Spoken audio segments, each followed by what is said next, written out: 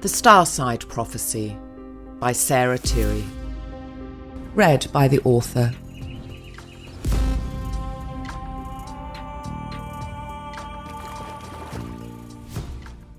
Chapter 47. Sleeping Pills. Melchizedek was monitoring the progress of his creations as he always did, hands clasped behind his back, in his observatory, with a razor-sharp focus and his compassion swelling to unknowable levels. To experience his creations as himself was thrilling but intense, especially when the astrological forces added a higher degree of talk to stimulate a psychological advancement in the lives of his creations. But the higher order of intelligences demanded that higher beings, wishing to create sentient life, also become the created. Melchizedek looked on from afar while Sarah packed her suitcase for another long trip. The godson was smiling, but his creation was not. Globetrotting was becoming as mundane for Sarah as sweeping airport floors would have been. Melchizedek brought Sarah's upcoming roster to the forefront of his focus. She would be flying to Japan, then Nairobi, Johannesburg, Cape Town. Then 5 days after that she would fly to Bahrain and Hong Kong, and then she was off to Singapore, Sydney and Melbourne, and then at the end of the month a New York night stop. Melchizedek knew Sarah would rather stay in bed, let alone leave the country again. She had just purchased new bed sheets made in some factory on the Nile that were cool and slippery and convivial for sleep. She felt that sleep was the only natural means by which she could reject external existence for brief increments. She had not yet realised that meditation would have done the same thing. Sarah's suitcase was never empty, just topped up and rearranged for climate changes. 4 days earlier she had just returned from India, a place she had been to over and over again. The country was a brutal location where, for the common man, the seduction of materialism was seldom a temptation.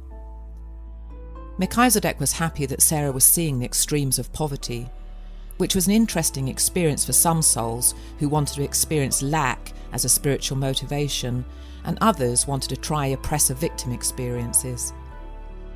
India was also a sought-after experience for souls who had themed their life plan with a need to endure.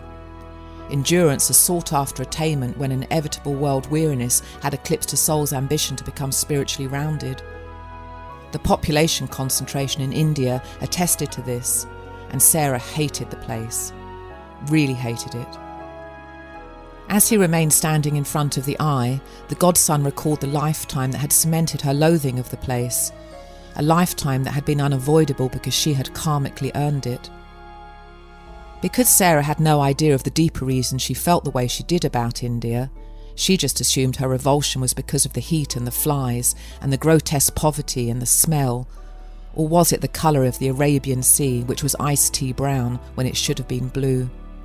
Or was it the sense of desperation and cunning on the faces of everyone who craved money to avoid starving? But Sarah's loathing of the place was not an aesthetic reaction at all. It was due to a subconscious memory. Amnesia prevented Sarah from remembering the specifics, the blessing in disguise the godson had bestowed upon all his creations while physical. Melchizedek took his awareness back in time to the arduous period of the 1800s when Sarah had been born a girl named Priyanka. Priyanka's father had received a dowry from the sweaty hands of a shopkeeper. She was only 13 when she was forced to marry him. In return, the shopkeeper forced his child bride to work from dusk till dawn, peddling a rickshaw around the town for those who did not want to walk. At the end of the day, she would go home to cook and clean in the midst of her 7 hungry children whose resentment was evident because they didn't feel their mother was doing enough to help keep their bellies full.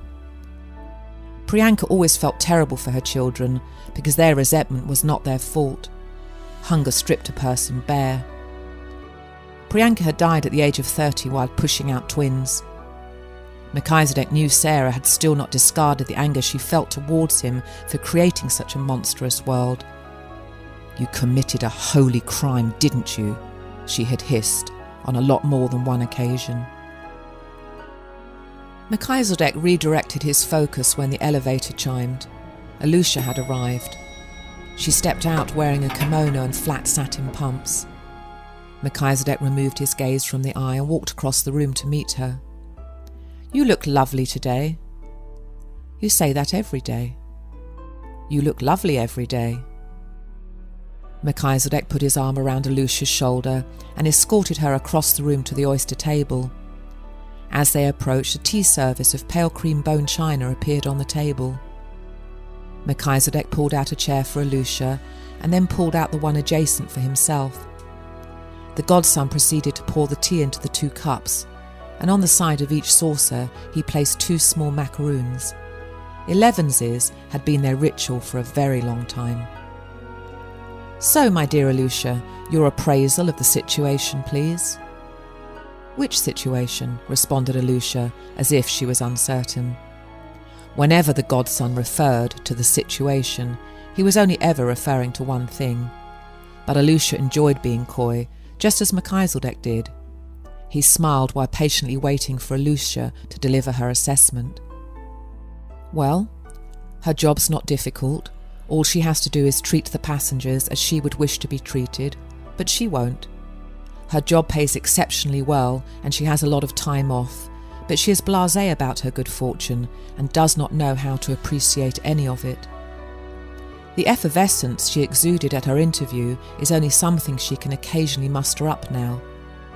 She believes life is a random occurrence, and when she does attempt to attribute it to some higher power, she questions whether that higher power is beneficent.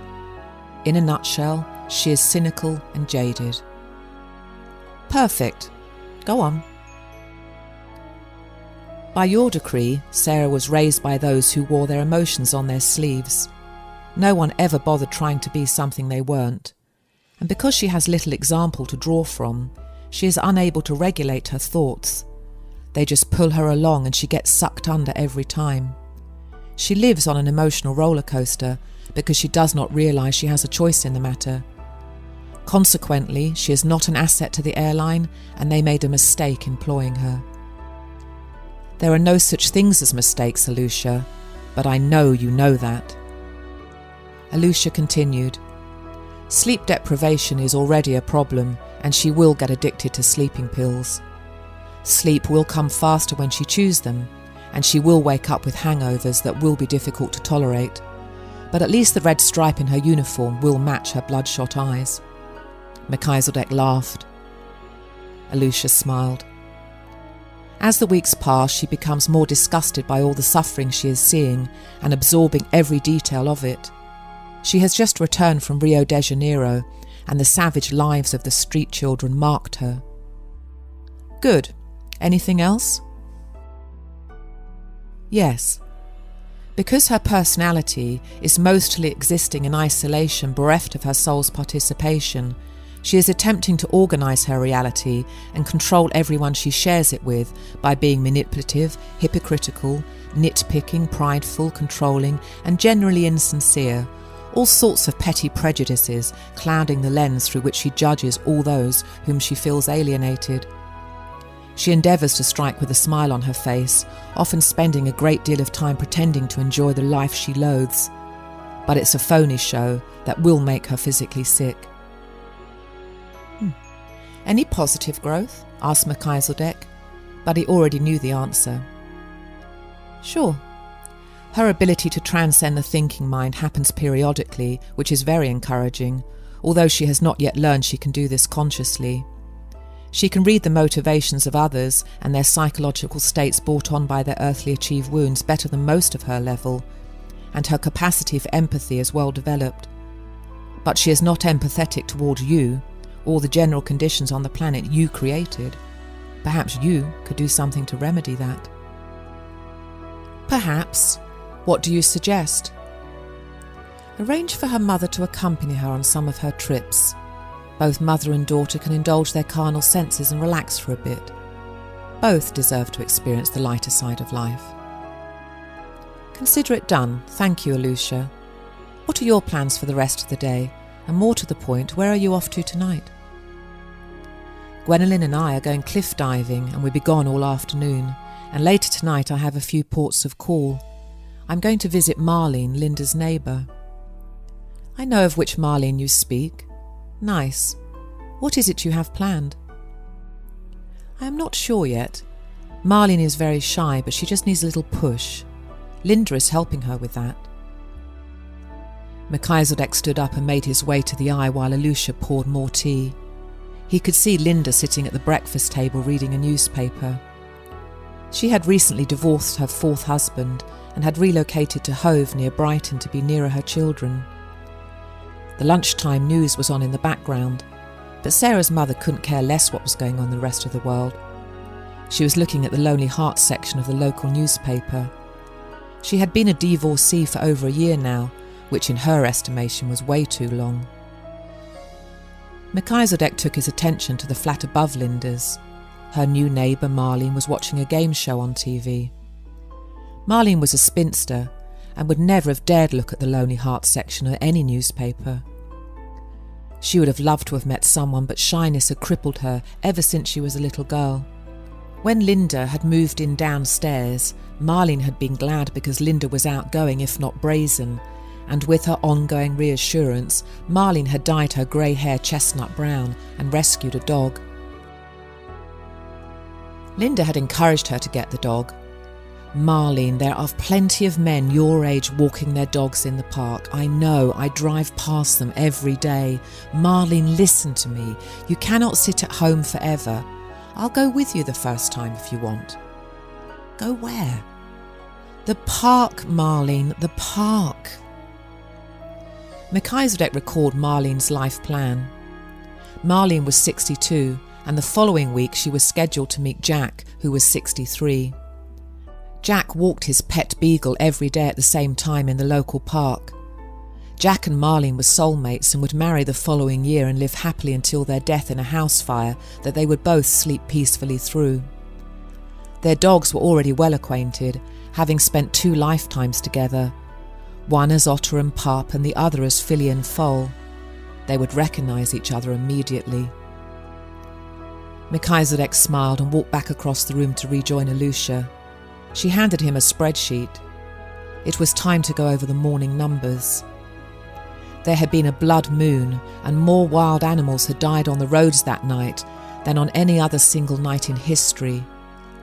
Melchizedek studied the list, but was already well acquainted with every detail on the list because he had been watching. 782 possums died in Lee County, North Carolina alone. 127 of them still had their babies in their pouches. 62 had survived their mothers' deaths, but not for long. The coyotes had known where to find a quick, defenceless snack. The vultures were already cleaning up the leftovers. Melchizedek was smiling. All is on course, he acknowledged. Alusha smiled. She had never been an opossum, or a coyote, or a vulture. She was glad to be a product of Meepo. Circumventing the lower orders had distinct advantages.